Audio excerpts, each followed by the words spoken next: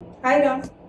మన HR discussions on the go పాడ్కాస్ట్లు జనమందరికి కూడా చాలా నచ్చుతున్నాయి. చాలా మంది ఇప్పటికే నాకు కాల్స్ మెసేజెస్లోను డైరెక్ట్గా క్లాసెస్లో బయట మాట్లాడుతున్నప్పుడు కూడా చాలా మంది ఆ విషయం చెప్పారు. So let's continue the journey. అయితే ఈ డిస్కషన్స్లో ఇప్పుడు నాకు ఒక సిచ్యువేషన్ వచ్చింది. ఎలాగంటే మనము రిక్రూట్మెంట్స్ చేస్తుంటాం కదా. రిక్రూట్మెంట్స్ చేస్తున్నప్పుడు recruiters when they invite the applications వాళ్ళందరికీ పిల్లలందరూ అదే ప్రాస్పెక్ట్స్ ఎవరున్నారో వాళ్ళందరూ అప్లికేషన్స్ అయితే పంపిస్తారు. అందులో మనం ఏంటంటే ఈ మొత్తం అందరినీ స్క్రూటనైజ్ చేసి ఫైనల్గా 4-5 అప్లికేషన్లో మనకు కావాల్సినవి సెలెక్ట్ చేసుకుంటాము, షార్ట్ లిస్ట్ చేసి. మిగిలినవన్నీ కూడా అక్కడ పెట్టి ఉంటాయి.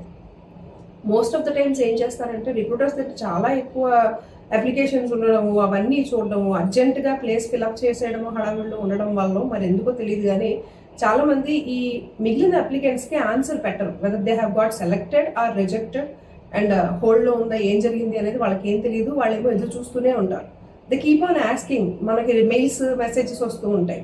సో ఇలాంటి చోట రిక్రూటర్స్ ఏ స్టెప్ తీసుకుంటే అది ఇటు రిక్రూటర్స్కి అటు ప్రాస్పెక్ట్స్కి కూడా ఉపయోగకరంగా ఉంటుంది?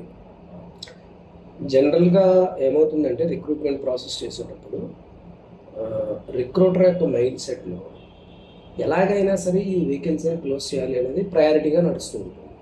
సో అందుకని ఏం చేస్తారంటే ఉపయోగపడే వాటిని మాత్రమే తీసుకుని మిగతా వాటిని జనరల్గా పక్కన పెట్టేస్తారు తప్ప వాటి మీద ఎక్కువ దృష్టి పెట్టడానికి ఉండదు వాళ్ళకి. ఎందుకంటే ఇక్కడ ప్రెషర్ బిల్డప్ అవుతూ ఉంటుంది, వేకెన్సీని తొందరగా ఫిల్అప్ చేయాలి, ఎందుకంటే అది మేజర్ థింగ్.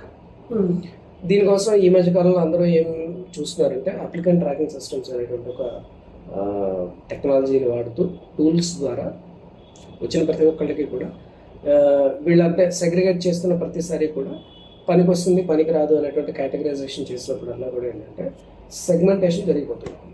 ఆ సెగ్మెంటేషన్ అయిన వెంటనే ఆటోమేటిక్గా సిస్టమ్స్ ఏం చేస్తాయంటే నీ పర్టికులర్ పొజిషన్కి కొన్ని ఆటోమేటెడ్ టెంప్లెట్స్ ఉంటాయి. బేసిక్గా కావాలంటే వాటిని కస్టమైజ్ కూడా చేసుకోవచ్చు. ఆటోమేటిక్గా అవన్నీ కూడా ఆయా టెంప్లెట్స్లోకి అంటే ఆ ఇన్ఫర్మేషన్ని వాళ్ళకి మెసేజ్ చేసేస్తారు. ఈ మధ్యకాలంలో ఏంటంటే వాట్సాప్తో కూడా ఇంటిగ్రేట్ చేస్తున్నారు సిస్టమ్స్ని.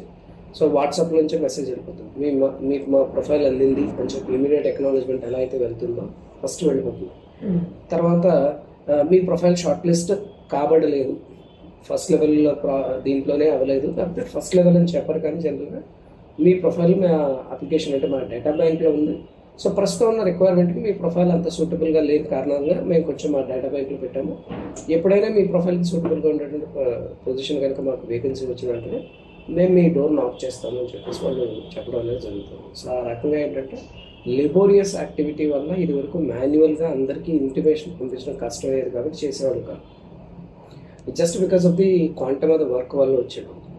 దీన్ని సాధారణంగా టెక్నాలజీతోనే అధిగమిస్తున్నారు. ఇప్పుడు అలా లేని వాళ్ళు ఏం చేయాలి అన్నప్పుడు ఏంటంటే you have to take some time and send across at least ఒక మెసేజ్ అన్నా వాళ్ళకి వాట్సాప్లో కామన్ టెంప్లెట్ని వాళ్ళకి పంపించేలా మాన్యువల్గా అయినా కానీ 2-3 hours అయినా తీసుకుని వాళ్ళందరికీ షేర్ చేయడము, లేదంటే వాళ్ళందరికీ అంటే ఈ గ్రూప్ అందరికీ కలిపి ఒక వాట్సాప్ గ్రూప్ లాగా పెడితే వాళ్ళందరికీ బ్రాడ్కాస్ట్ లాగా పంపించడము, something that you can make it so that it would be easy for.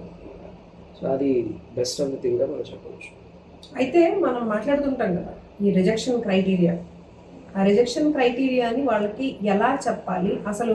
Even కొన్నిసార్లు ఏం జరుగుతుందంటే టీమ్ లీడ్స్ లేదా ఎవరైతే డిపార్ట్మెంట్ హెడ్స్ పొజిషన్స్ కోసం రిక్రూటర్స్ని అడుగుతారో ఆఫ్టర్ రిజెక్టింగ్ ద ప్రొఫైల్స్ వాళ్ళు రైట్ రీజన్ రిక్రూటర్స్కి ఇవ్వట్లేదు అని కొంతమంది చెప్తారు.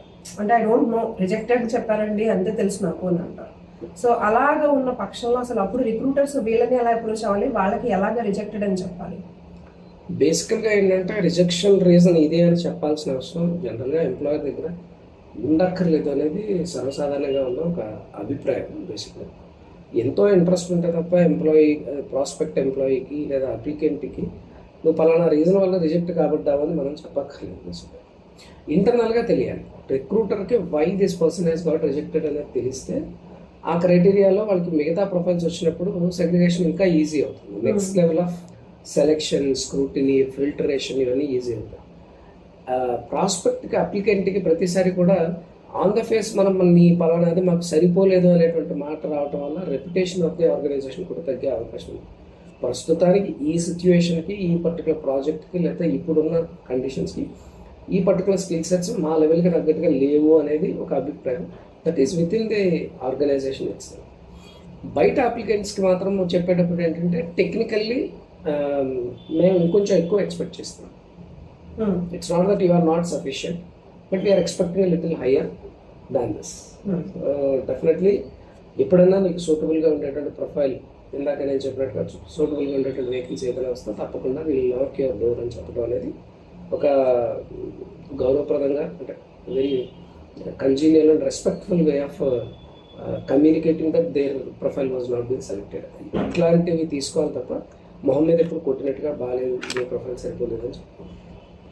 That is the way. Right. So we shall come up with the next episode. Thank you.